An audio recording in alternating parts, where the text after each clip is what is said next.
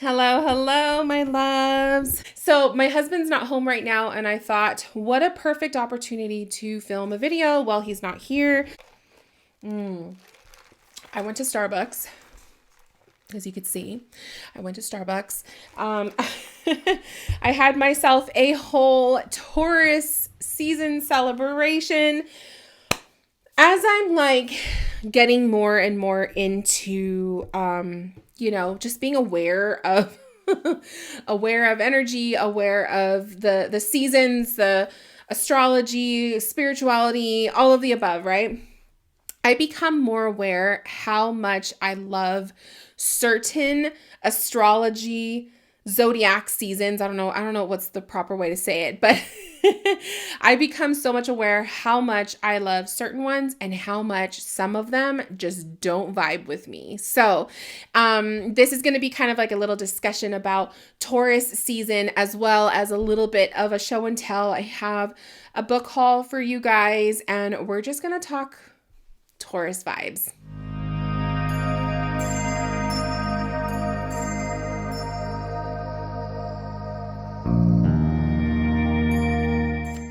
I always have to remind myself to put something on my lips to get a little bit of color and life to me.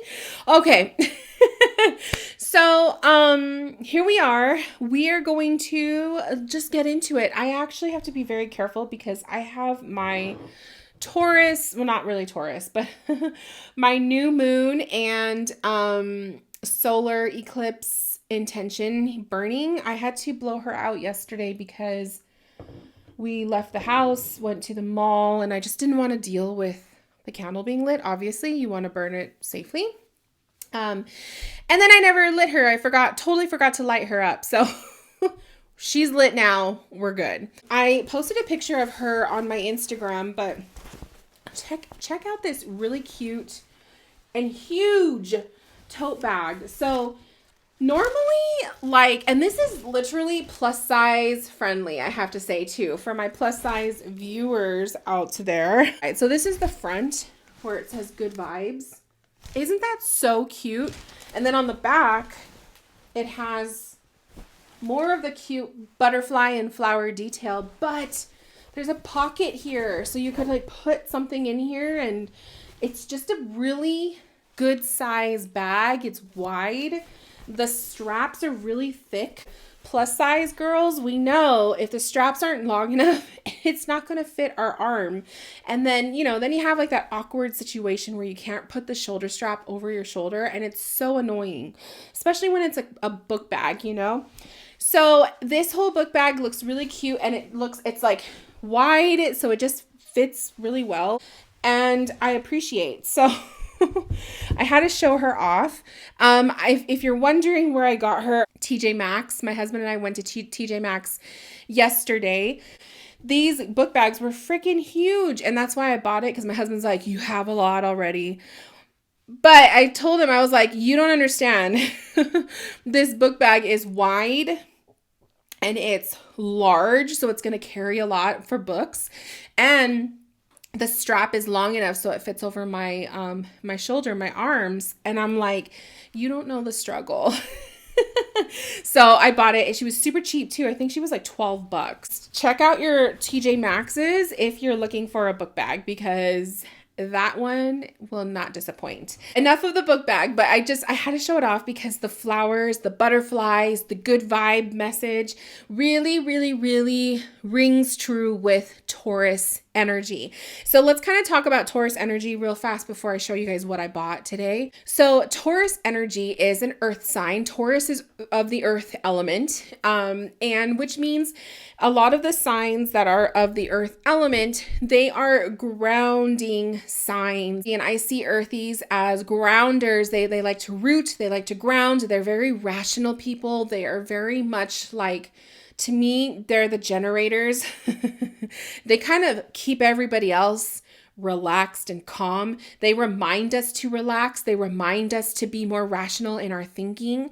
They're just kind of like an energy source. I see a lot of earth people as energy sources, which for earth people, I do feel bad, because if you're constantly having others use you use you for your grounding energy, for your nurturing or your motherly energy. It could be draining for you guys. I am personally married to a Taurus, and I have to say, he's actually a double earth. He's a Taurus sun and a Capricorn rising. And he is the most grounding, most rational, probably sometimes too rational for me person that I have ever met. And I definitely appreciate that energy from him because he grounds my off in the sky kind of Piscean in energy, like he really puts me back into reality. He puts things into perspective for me. So I really appreciate that earth energy. And that's why I love Taurus so much, because my husband is a Taurus. Like he's stubborn, but he's also very grounding, nurturing, loving, and wholesome, if that makes sense. So yes, they do have their temperaments and they do have their they're not so good qualities, but we all have that. Every sign has that. So that's just a little bit about Taurus energy. Now, Taurus season, when I say, or when you hear people talk about Taurus season, that means it is the point when the sun enters into that sign. So the sun entered into Taurus as of, I say yesterday. Some people will say today, the 20th, but I feel like it's as of yesterday, the 19th. But once the sun hits, it's what left Aries and it is now in the sign of Taurus. Usually, if you are sensitive to energy, you will feel the shift.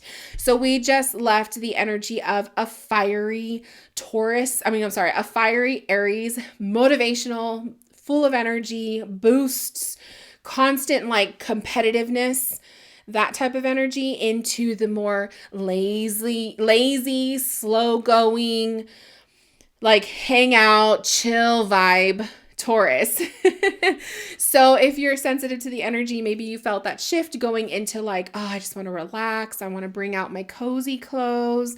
I want to hang out and smell the flowers. I want to go to the beach and just chill. I want to, eat barbecue. Like Taurus season to me is kind of like you are nourishing your, like all of your guilty pleasures.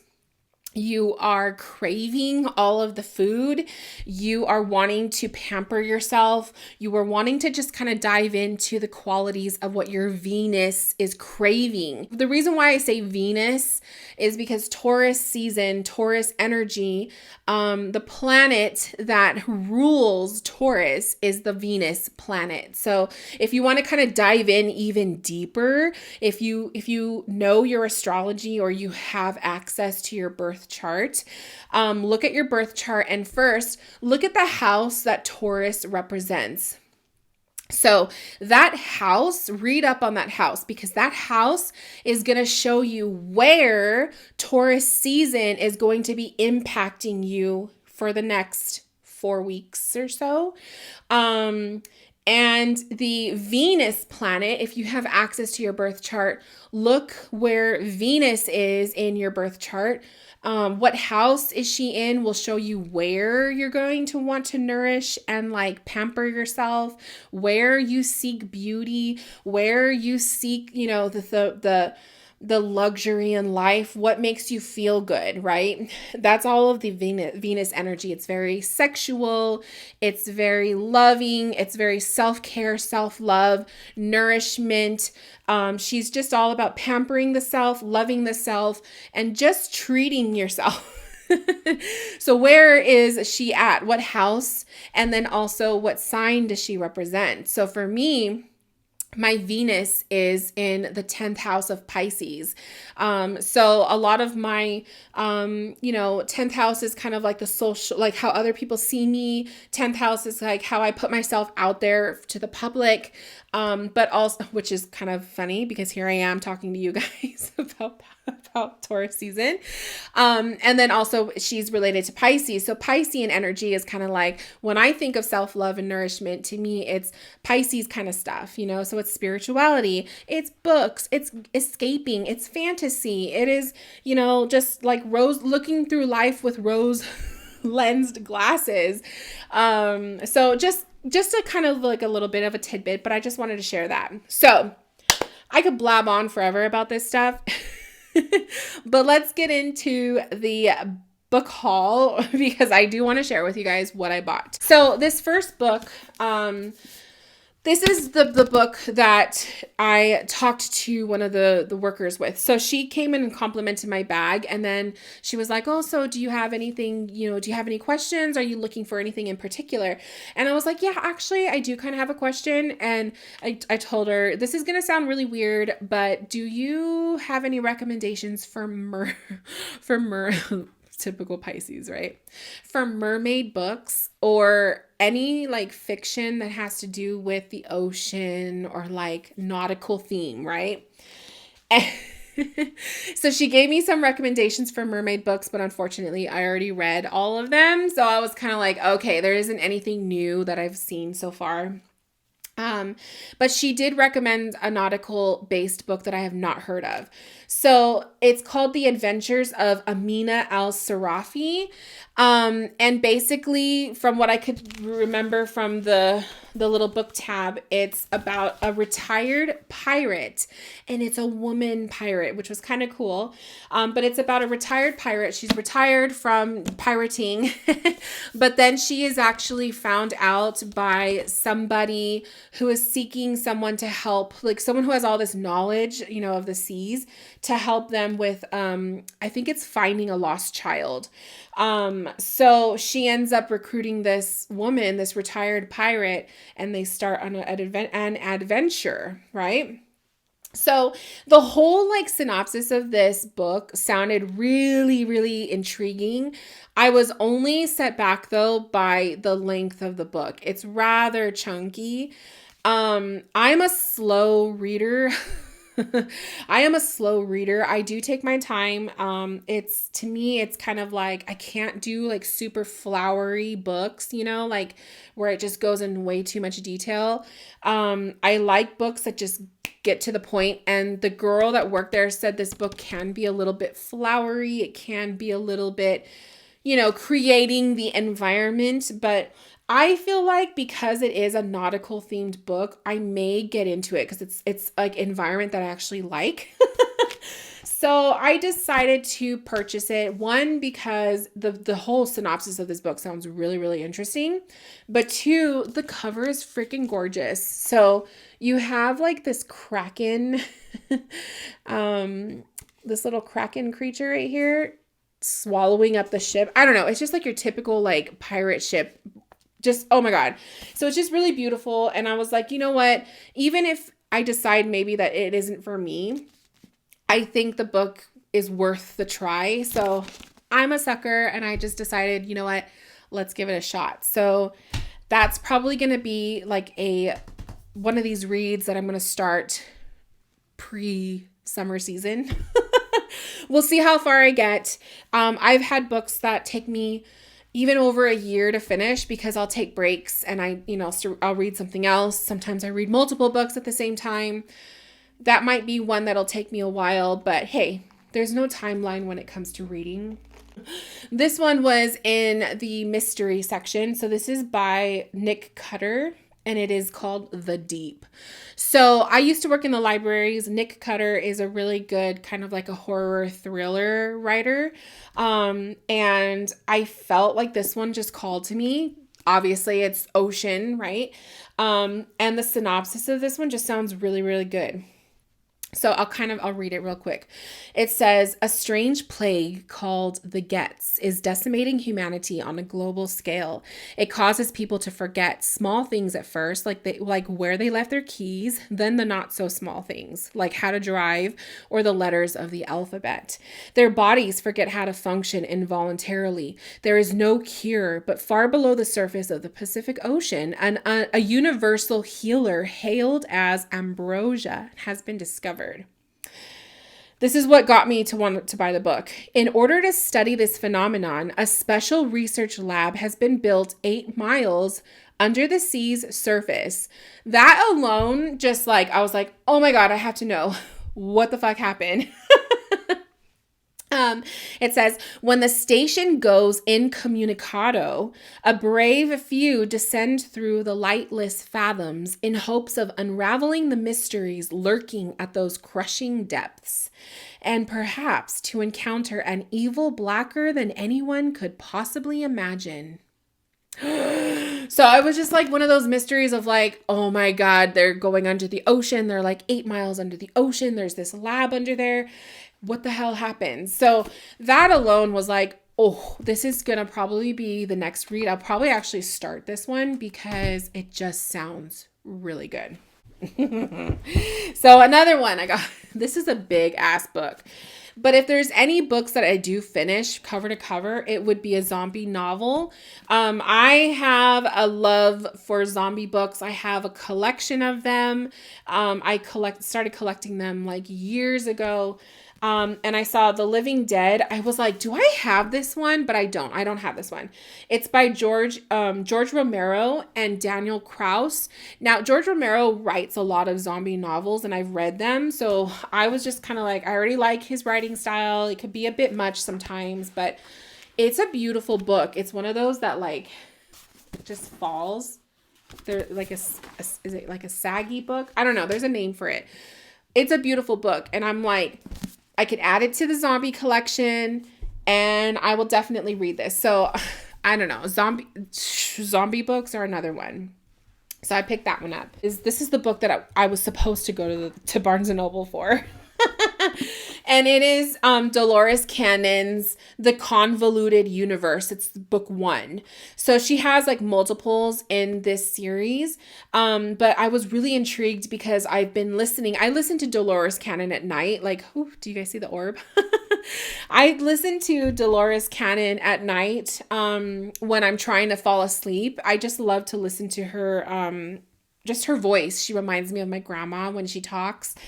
And she shares a lot about her sessions and like just the experiences that happen. And she's always referring to the convoluted universe.